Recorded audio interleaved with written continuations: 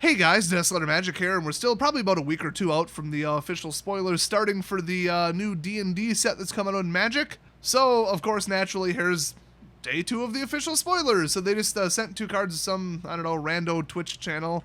I guess they're not very big because word isn't spreading very quickly about this, which is kind of funny. Yeah, maybe put it all in a central location, like Daily MTG, where people actually look, but, you know, whatever. Honestly, it all ends up in the subreddit anyway eventually, so, you know, not like I'd participate in that toxic wasteland, but let's jump right into it. First up, we got Flumph, which is a creature I have not heard of despite playing D&D for right around the same amount of time as Magic, which is quite a few years.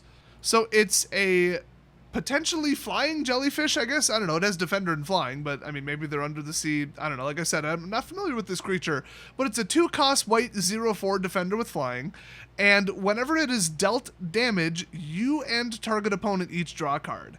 Well, I mean, you know what I've said about cards that benefit your opponent just as much as they benefit you. They're dumb. You better be really confident that, like, either your deck is just better than theirs, your opponent's, or that you will benefit more from a card draw than they will. Which, if they're running a control deck, it's probably no, but since you're clearly running white, the answer might be yes. I mean, white has really good universal removal, and it has life gain. And I think those make the average white card more valuable than the average card in the average other deck. But that's very, very, very much in general. So, yeah, I mean, I don't love this. I do love that it's a 0/4 Flying Defender for 2. I mean, that's huge. I'm actually starting to think that that card draw thing is like the downside because it's already a really good creature.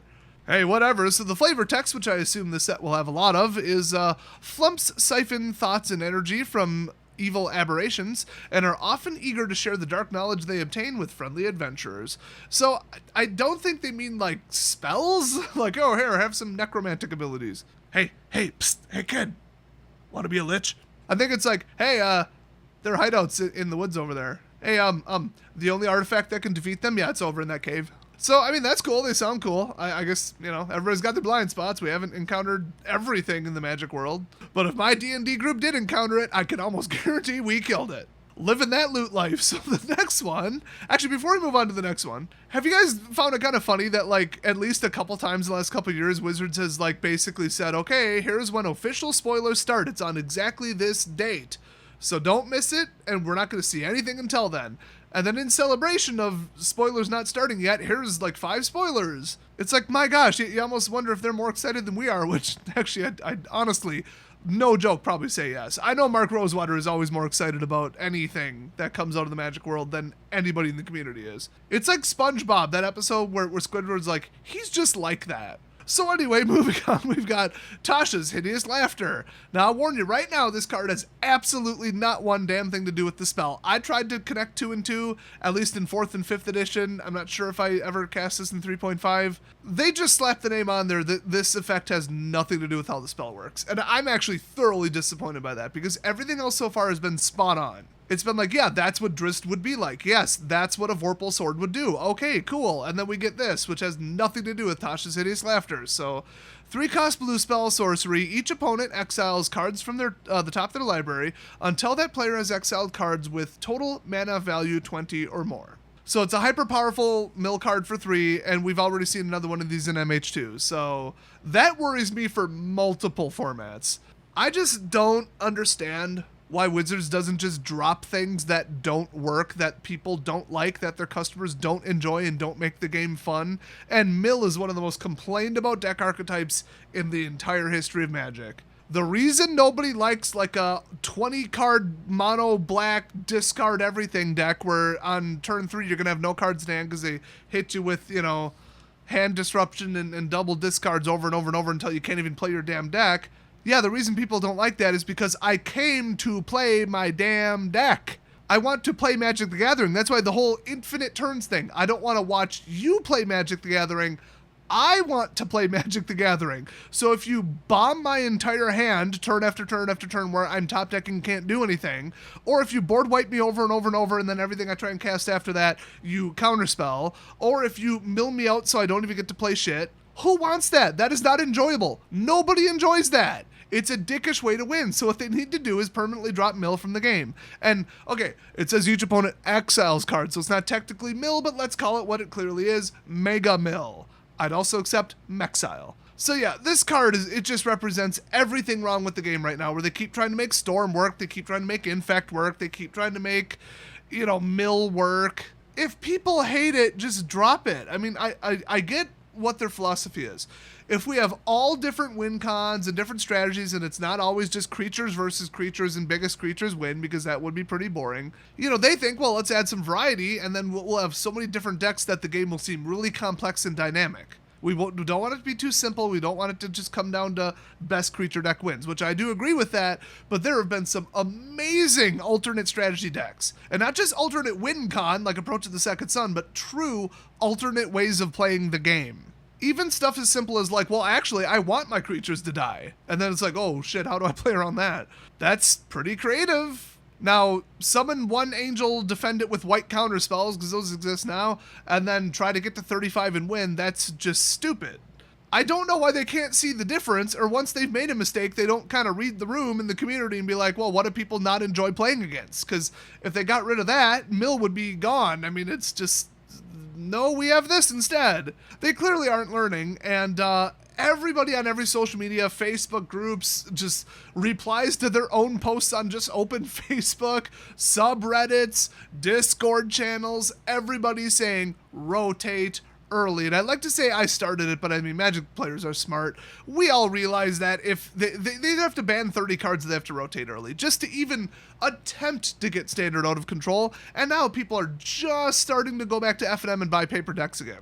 I mean, now's the time to do it, Wizards. Just saying. And then, you know what? Double down on it. Go, what would that be called? Like a 4-6 rotation, 3-6? Basically 6-month rotation where you never get to 8 sets legal, because 8 sets legal is never going to work, and it was never intended to work. And if you're not familiar, they did change it once. They announced they're changing it, and then a couple loudmouths on Twitter whined about it, and then they rolled it back, even though the overwhelming majority of the community was for it. That was arguably the biggest mistake in the entire history of the game, because look where we're at now, and right after that decision, look how many cards have been banned. It's like 60.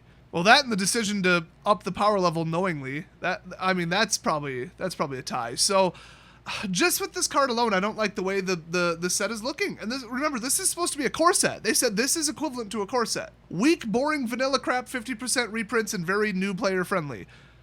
Does Vorpal's sword and Tasha's hideous laughter look new player friendly to me? Because, I mean, maybe you have a different glasses prescription than me and you're seeing things a little differently.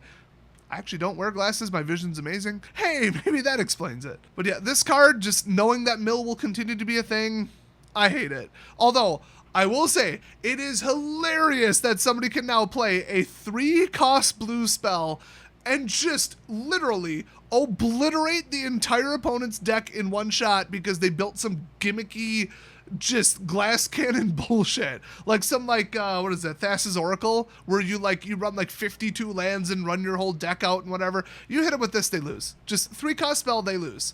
I'm not normally a fan of like Blood Moon cards, as they're called, where you just get it out and they just lose.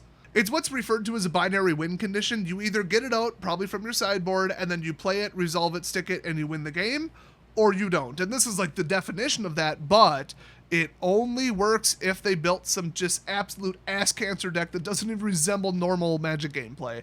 And I'm not a fan of those left field decks. You can get weird without getting toxic, okay? And if this kills you in one shot, your deck is toxic AIDS. Hate to be the one to break it to ya.